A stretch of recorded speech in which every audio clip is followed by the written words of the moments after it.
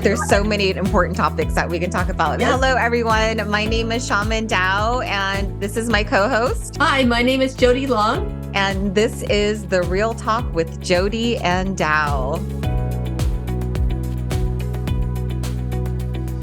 So Jody, how have you been? I've been excellent. And how about yourself?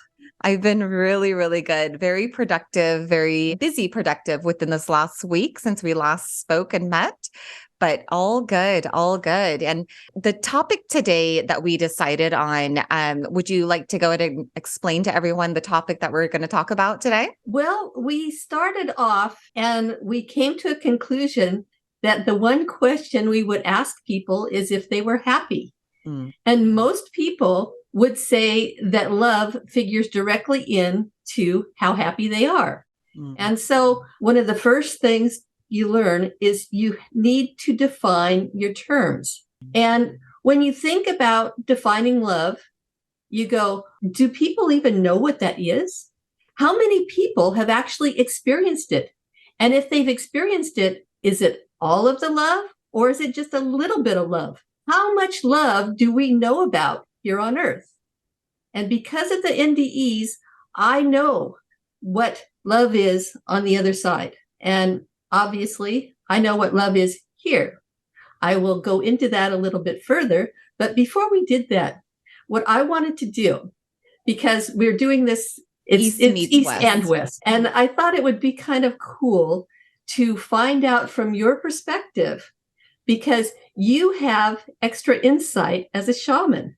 So can you tell me what love looks like when you're working on people? That is a great question. What does love look like when I work on someone? What's really interesting in regards to that question is when I work with someone, how I see them and to get to the end result is to get them whole, soul wholeness, and to bring the parts they lost during any traumatic times in this life or past life or parallel life, to get them whole so they could feel complete.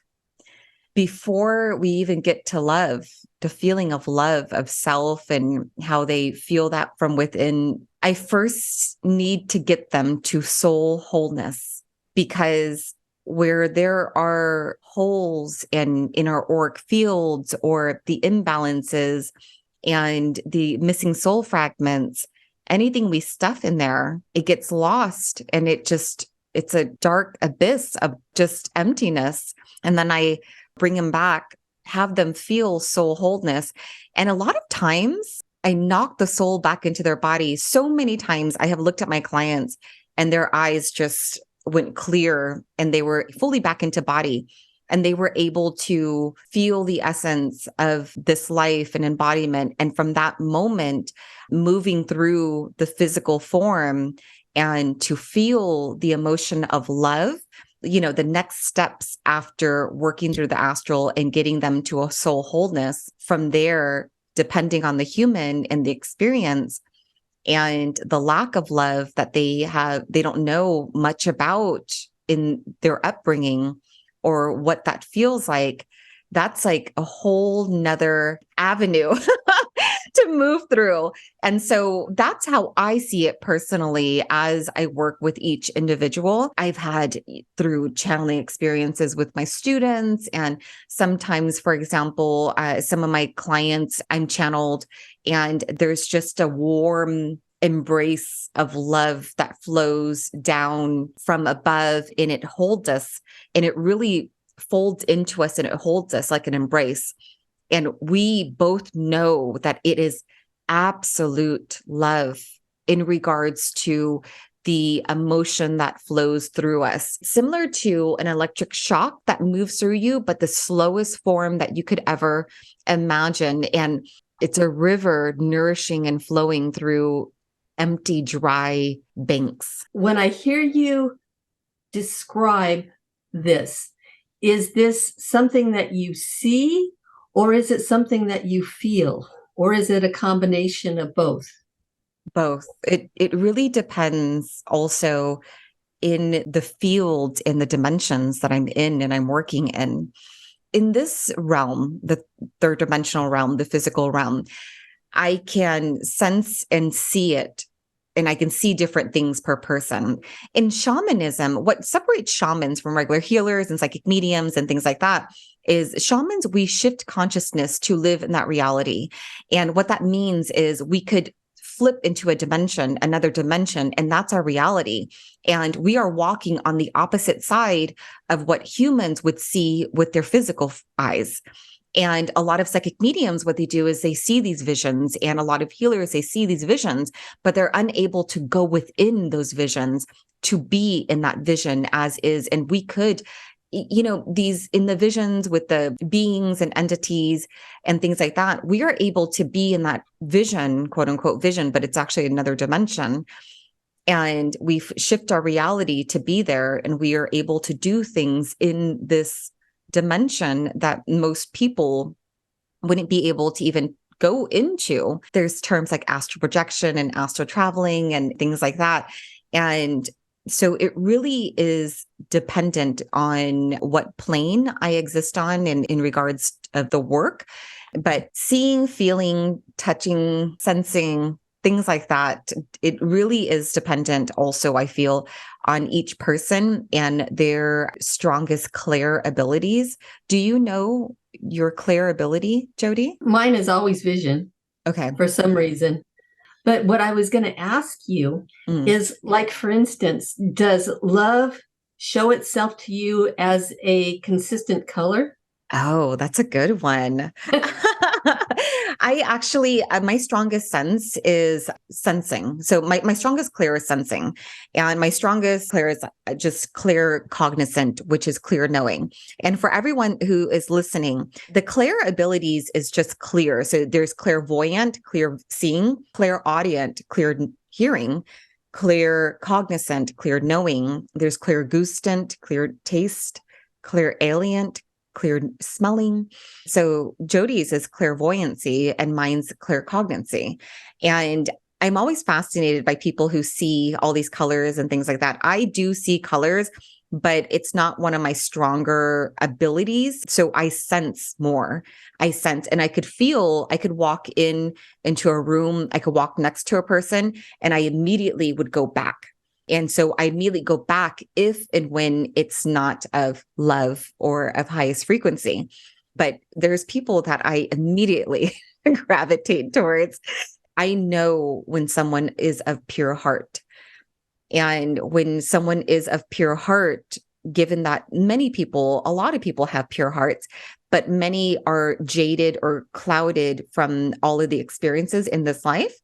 And so there was a client that I had, and she was one of my first in-person clients in a while. And she had such heaviness, like energetic heaviness and darkness around her. But I just knew she was not the type of person that's going to manipulate or do anything. She's of pure heart. And she had very, very, very heavy attachments from her grandfather, who attached himself and SA'd, SA'd. So SA'd all of his daughters and granddaughters. And so his spirit, I found via her, that was holding her down and back. So I know that she was of pure heart. And so I sense it and I know it more so than I see it. Do you see it, Jody? I do have to sit there and focus a little bit, but yes, I do see it. One thing that I wanted to ask you has to do with, since you can feel it, does this feel different? This feeling, this love, does it feel different when you are on a different plane, as opposed to, you say that you go and you visit different realms? Does it feel different when you go to different realms? Yeah, it does. The first time I went out of body, I'm going to tell you this. I came back into body and I was like, this earth plane. We're going to talk about home, because home is a place of love for a lot of people, but many people seek home outside of themselves. And one of the first times I traveled out of body and I went home, quote unquote, to my home far, far away, it felt just like an overwhelming sense of being, feeling, smelling, sensing pure uncut love, like the kind of love, it's like cinnamon in the holiday season, smelling cinnamon, sitting there by a warm fireplace and just feeling safe and cozy. And it hugged you from the inside out and it was surrounding you. And it was such a beautiful experience that the moment I came back into body, into this earth plane, into this dimension, I cried. I cried because I wanted to stay. I was like, I wanted to stay over there. That was one of the first times, but this was so long ago. And one of the first times, and every person I meet, they would have the same reaction. They would just cry because they just knew that that was home and that was love. And then the separation of that, even though we're not separated, but the perception of it was a separation and coming back to this plane, it's painful. It is painful. With love, there's pain.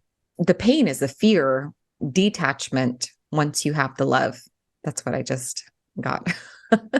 I want to ask you, Jody, what color is love? It's probably the colors that they attribute to the heart.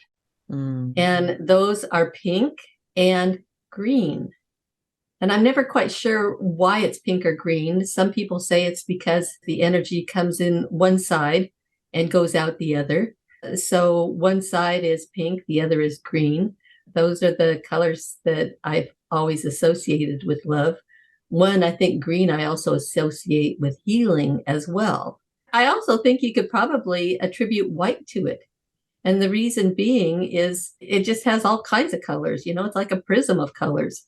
And the heart chakra seems to be the link that puts you with the other side. So in my viewpoint, I think that there's many different colors that you could associate with love because love is all there is. And therefore, it's all colors, really. All encompassing. Just a thought. Yeah, yeah, it's so pretty. And the pink color associated with love, which is really interesting, beginning of my journey, I would see and feel pink. And I associated that also with Mother Mary. And because Mother Mary has a pink rose at her feet, usually when and if to be channeled with Mother Mary and by, it's just a wash of love. With that being said, I'd love to hear about the near-death experiences because for those of you that haven't listened to our first episode, Jody is the creator, her and her husband are the creator of NDERF.org. Near-Death Experience Research Foundation.org. So it's NDERF.org. And the reason that this is so important is because the near-death experience and studying the other side is you are able to get a really good handle on what love is. What happens is a person has an experience of the spirit, and we call them near-death experiences. And we use the definition, this is what Jeff came up with, a lucid experience associated with perceived consciousness apart from the body occurring at the time of actual or threatened imminent death. That means these people have to be dead. So they die or they're imminently getting ready to die. They have an experience. They leave their body. They have an experience during this time that they are dead. Then they come back and they tell us what that experience was. And when a person is not defined by their body and their soul is free to be able to interact with the other side, other dimensions, they have many, many different experiences, but they all have a certain element. They have a certain commonality to them. And so a lot of times they will go over to the other side, you know, like they'll go out of their body. They will go down a tunnel. These are things that they may or may not experience, but these are all common elements to the near-death experience. And they may see deceased beings. They see the light. There are so many things, the life review, many things on the other side that they see. I mean, beautiful landscapes. But what gets me is when they're in an alternate state and they come back and they'll tell us basically the three most common words that they use is light, love, and God. And many times these words and concepts are used interchangeably. And you get the idea that when people go over there, everything is happening at once. On a three-dimensional earth realm, what we see is separateness. You'll see duality because you'll see good, bad, light, dark. You'll see all these things that give you opposites. But on the other side, everything is pretty much one multi-dimensional concept. But yet we see it on this side as separate. And so what I wanted to do was I wanted to explore the idea of what happens if you look at love, and is it something that we learn from Earth, or is it something that is much more than what we know from Earth? And I'll give you the summarized version and refer people to the Near-Death Experience Research Foundation.org. We have over 23 different languages, and they have been hand translated. And so it's a very large project with over 5,000 of these experiences. But what's really exciting is that you're going to see the same concepts over and over.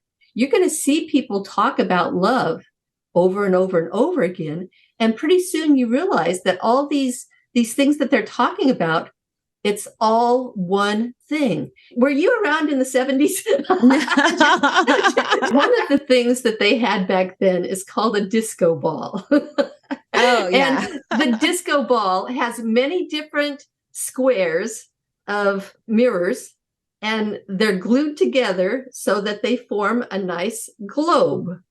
But what's interesting is when light hits that globe, you're going to see different aspects of that mirror that's reflected back at you. And so you're never going to see quite the same thing on any mirror.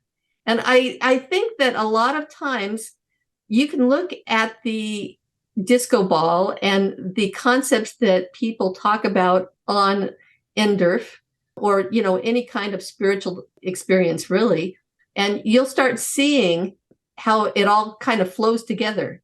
And it's really, really similar. You can actually tell the difference between an earthly experience and a spiritual experience just because of the differences. And so when you talk about descriptions of love in the near-death experience, they range from earthly love, such as love between a couple, to love between parents and children, to compassion and unconditional love. But one finding is that regardless of a person's age, race, social status, religion, where they live, or what country they're from, the descriptions of love are fairly similar in the near-death experience.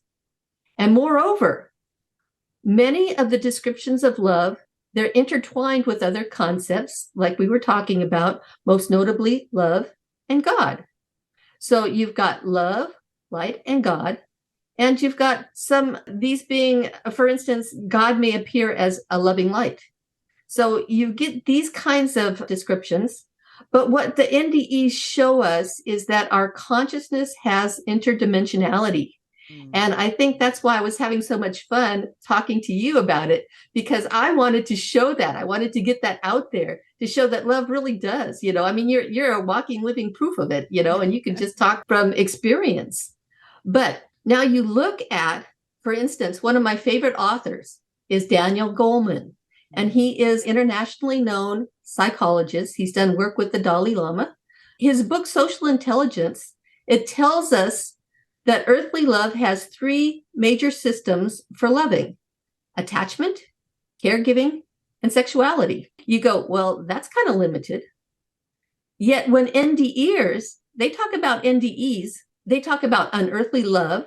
They seem to be talking about so much more than earthly concepts. What about the unity that they talk about, the connection, the multidimensionality? or the universal knowledge, thoughts, communications, the telepathy, or even the emotions. They all kind of roll into each other. The calm, peace, joy, happiness. You've got all of it. And yet all of these concepts are one thing. And I would call that love. Other people may want to separate it because we're on Earth, so we separate things. But I think it's all one thing. A lot of the experiencers, the near-death experiencers, they would come back from their experience. And do you know if many of these experiencers have experienced this type of feeling of love before in their human life, before they experience the near-death experience? I would have to say yes, but that's qualified yes. Because like you were talking about, you had like an out-of-body experience and you went to another dimension and you did experience this love. You're going to find this type of love will be experienced by people with mystical experiences, spiritually transformative events, out-of-body experiences. It all depends on where they go, what dimension do they go to? Because if they go to a higher dimension than our 3D reality, they're going to be feeling this kind of love and this kind of peace. But as far as most people on Earth, I would say I don't think so, because it is a spiritual experience. And I think a lot of people may not have experienced that on Earth, and many people may not even know what love is. They've never run into it before. They come from, broken families. They come from many things that will keep them from having or being able to experience this. They just are not surrounded by people who are full of love or experienced it in any way, shape, or forms. I wanted to mention a term when you were talking about the disco ball. And there was a term last year that I came across. It's soul fractals. Have you ever heard of soul fractals? Oh, yes. Okay. Yeah, of course you heard of soul fractals. So yeah, soul fractals.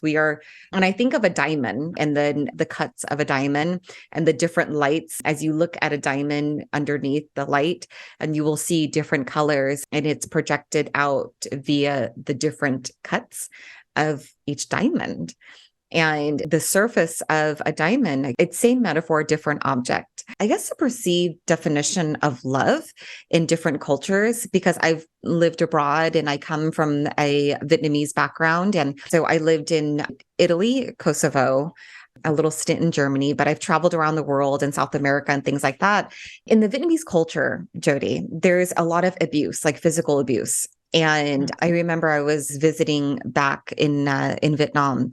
We went to go pick up our laundry, and next to the laundry was this woman's home, and it was an alleyway, and there was a baby in a walker, and she was feeding the baby. The baby was probably like, I don't know, maybe about like 8 months or so.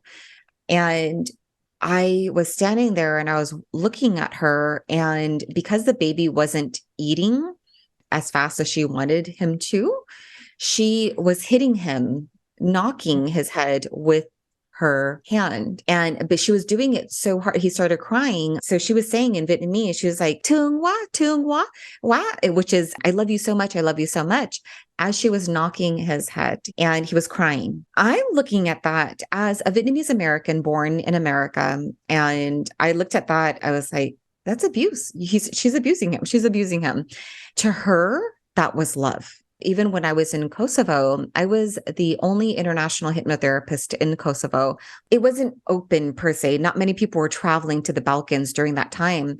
And there's so much toxic shame that flows within these families. And as I had clients before, and I still have clients now to this day in Kosovo, and we unravel the toxic shame of these dysfunctional families that are webbed, but there's love there. There's love, that love of the generational patterns. It's generational love. I always question, is that love? That's their perception of love. That's a generational love. It's a generational patterns. It's generational behaviorisms. And as we talk about love and the breakdown of it, I know in my heart and soul what self-nourishment and self-love and love feels like. I feel it. I know it. And it took me a long time to get here. As I've traveled the world and just do the daily life, how many people really know love? What can we do to help those see differently than what they feel is love? Basically, love and light, they seem to be the underlying basis of everything that we see, from unearthly beings who can appear in NDEs looking like stars or who are surrounded by light, to the intense emotions of love, peace, and compassion, to being an integral part of instantaneous knowledge and a universal matrix of connection. So I ask you, is it possible to alter our state of consciousness to be more connected to God? Because if you can, then you are more connected to love. And connect to all the parts of love and light that we see in the NDE. And I know that NDEers would say, yes, this is possible. The big question is, how do you bring this multidimensional love to a 3D reality? You were going the same place where I was. Exactly. The answer is by bringing more love into our lives, we can access that greater portion of God within each and every one of us. And the stronger that connection is with God, the more we are able to utilize the other dimensional aspects of love. And so you do it with, like, for instance, meditation. You do it by helping others. You do it by loving yourself, setting your boundaries, keeping your self-worth, finding your self-esteem, and being able to help others find their self-esteem. And these are actually fairly basic core things that you can do that will allow you to be able to reach out and to find your soul, your spirit, and to bring that back with you so that you can help transform your reality here on Earth. It is so simple, what you just listed off. It's hard. It's really hard. It's really interesting. It's so simple. And when I have given the most simplest instruction, the most very clear 2-liners, simple, go do it. And it was always interesting because I would have 5 questions come back in exactly how to do it.